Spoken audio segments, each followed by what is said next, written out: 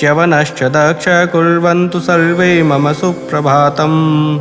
सनत्कुमार सनक सनन्दन सनातनोऽप्यासुरिपिङ्गलौ च सप्तस्वरा सप्तरसातलानि कुर्वन्तु सर्वे मम सुप्रभातम्।